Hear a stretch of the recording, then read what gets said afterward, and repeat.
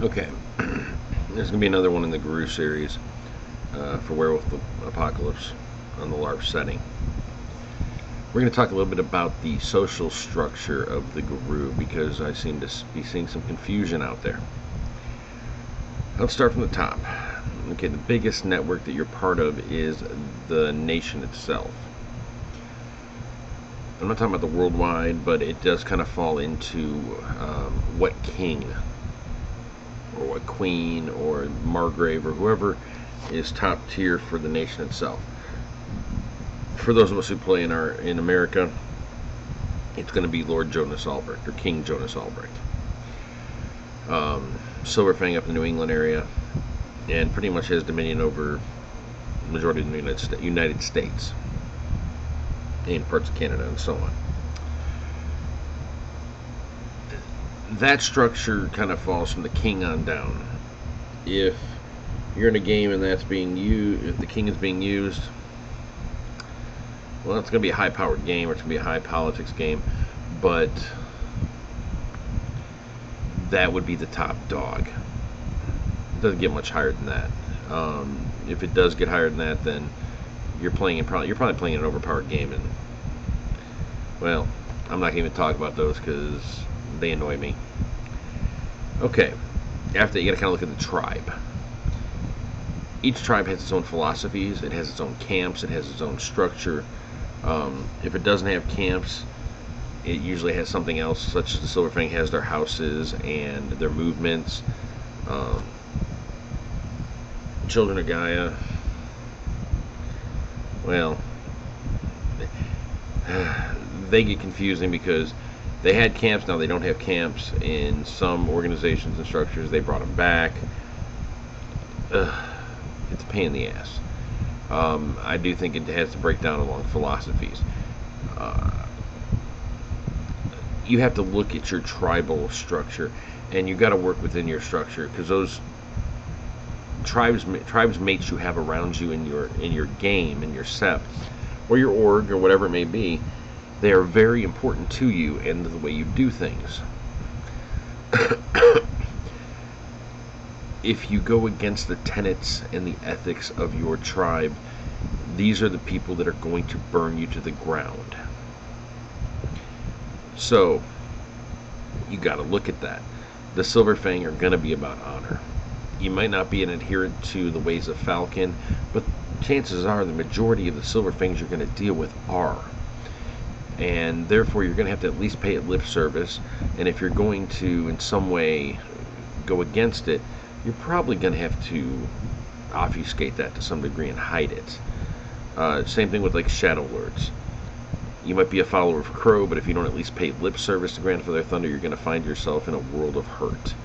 And this goes for most tribes and the way they run things. So you always have to keep your tribe in mind. It is a very huge part of the structure. But whereas the nation is very distant and almost like it's full of acquaintances, now you get to your tribe, which is like extended family. Then you're going to get to your sept. Your sept, for lack of a better term, is like living in a closed community, like in a small town. Everybody knows each other. They all fit a niche. And anything you do is going to be reflected by them. If you do something scandalous, the old ladies are going to talk. You know, they're going to whisper about you. The gossip's going to get around. Septs can be like that in a way. It is a very strong dynamic because septs have a purpose. 99% of the time, the purpose is to protect the cairn that is at the center. Now, not all septs have cairns.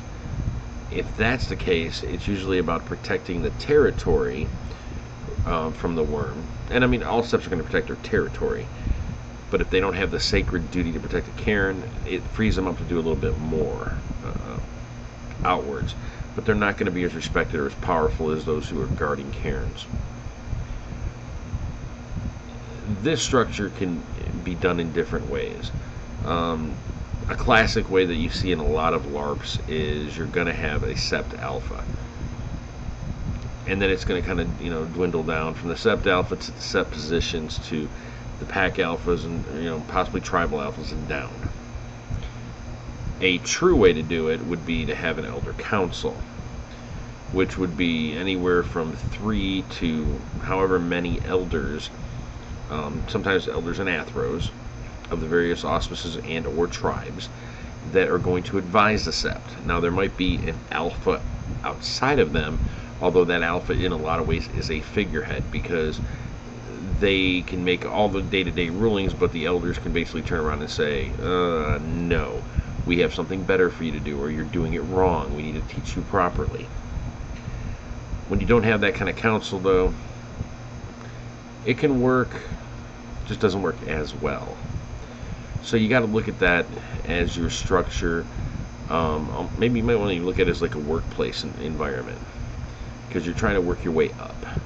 And when you're in a Sept structure, you're going to be looking at a number of things, such as what position are people in, what renown do they have, what, based on the position they're in, what authority do they have, what territory do they have, what tribe are they, does their tribe have territory.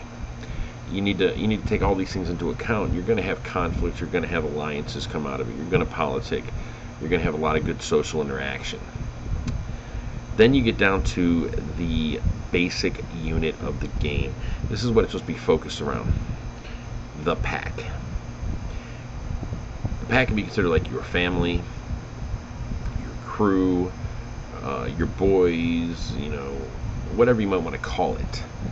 But these are the people that are going to know you the best, the people that you work with the most. Now, something that is not seemingly understood by a lot is pacts are not defined by spirits. The pact, P-A-C-T, that you make with the spirit by going through the rite of the totem is something else entirely. Because when you do that, your social group, this gang that you have, per se, is going to make a deal with the spirit. The spirit's going to grant its benefits and its boons to you. You're going to follow its ban, but you always have to actually give it a mission. You have to say, this is what we're doing, and this is how long it's going to take. Or we're going to do it until this is complete. And if the spirit agrees, they will bind with you for that amount of time. When the mission is up, the spirit is free. And the spirits will 9 times just basically go, sayonara, it was good working with you, and I'm out of here. You have to look at the pack as the critical unit in the game. You should pick your pack mates carefully. You don't want part-time players in your pack if you're a regular player. You don't want people who are going to be flighty, or people who are going to suicide characters, or people who are going to give up characters at a moment's notice because they're going to be, oh, my character would just leave because I wouldn't deal with your stupid shit. Those are the kind of players that, no matter how you look at it, no matter what level they think they're at, they're still twinks. Any gamer knows what a twink is. You might have a different definition for it, but a twink is a twink, and they are not valuable in the least. They're fodder. You don't want fodder in your pack. You also don't want people that you know you're going to never fundamentally get along with. I mean, that'd be like a black man getting into a pack with a racist, where you're black out of character and they're racist out of character. It's never going to work. Or women getting into a pack with a real life misogynist. It's just not going to work. So you have to keep that in mind. And you want to get that pack, and you want to get it balanced, because these are the people you're going to get to know the best. You're going to develop your pack tactics and so on. Now, the spirit pacts come into play in a different way. Not every pack has to have a spirit. Group mission packs, though, tend to, because you want that extra bonus, the extra boon. So therefore you have to negotiate with the spirits. And a lot of packs gain their renown and their fame by being linked to certain spirits, and the spirits grow more powerful based on your deeds. Therefore, when you fail, when you fuck up, when you get scandalized, when you get punished, whatever it is, spirits don't take too well to that, because in a way they're getting punished, and they're losing face amongst their own kind. Now, what kind of packs are there? According to the book, a pack is between 2 to 12 members. Now, in my game, I demand they have at least 3 members. I won't acknowledge a pack of 2. That's just a dynamic duo. You get Batman and Robin. I'm not playing that.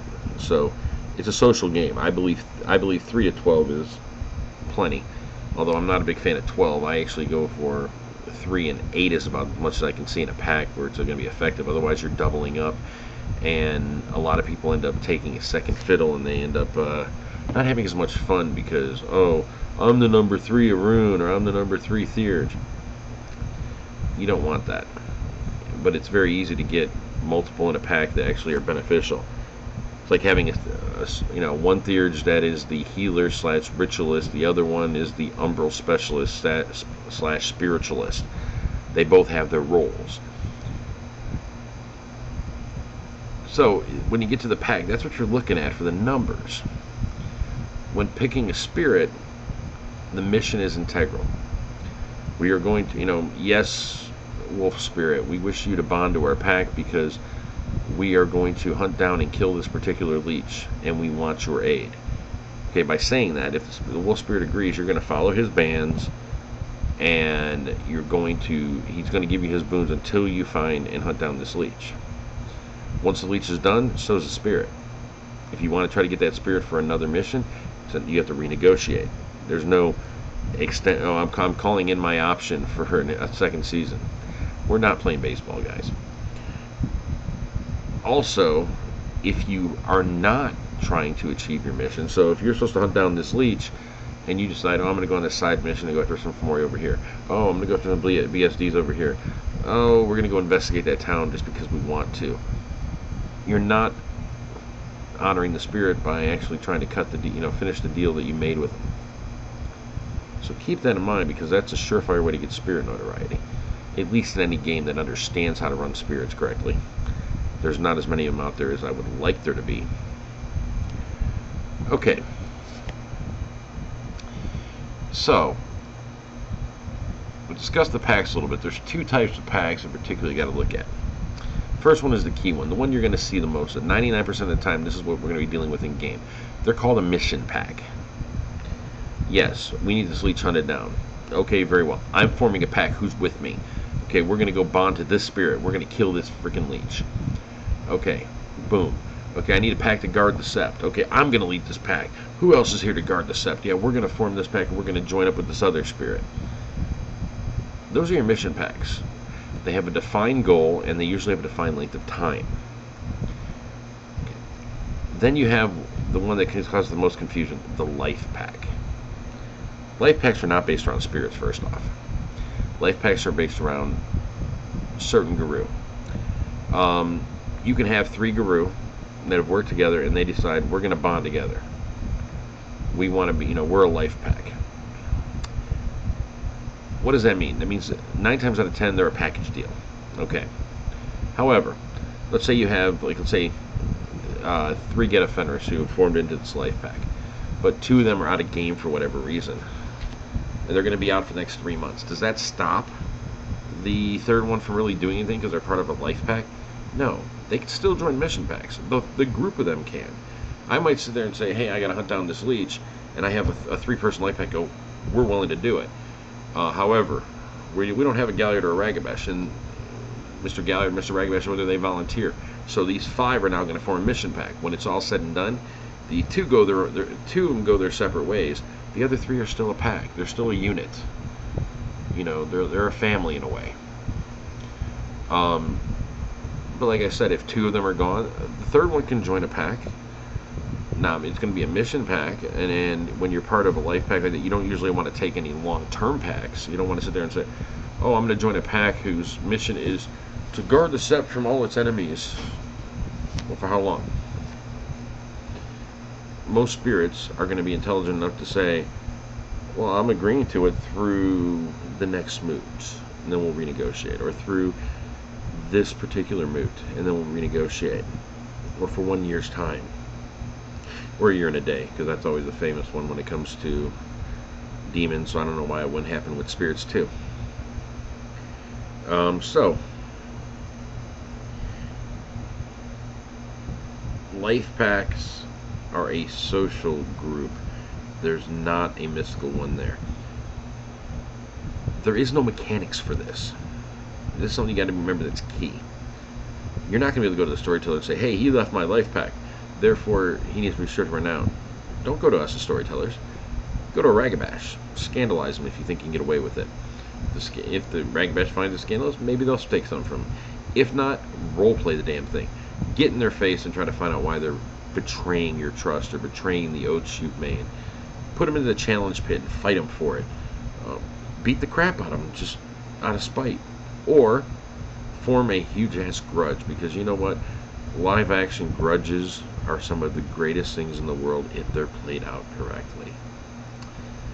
So, this gives you an idea what I think of the social structures of Garou. And I mean, I'm just talking about the broad range ones. I'm not going to get into how certain stations affect those beneath them, or how the ranks are going to play off against each other. I'm going for the big groupings, the big social groupings and how they go. And I wanted to specifically talk about packs because there seems to be some confusion between a mission pack and a life pack. And there seems to be confusion about the fact that a life pack, or any of the structures I've talked about, revolve not around spirits at all. They are social structures of the Garou.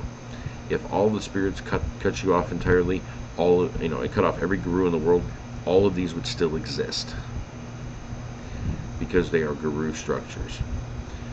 It's just like the old saying of, which a lot of people make the mistake of, a spirit does not choose your tribe. Your tribe chooses your tribe. Falcon may say, I do not want this person because I do not think they have honor.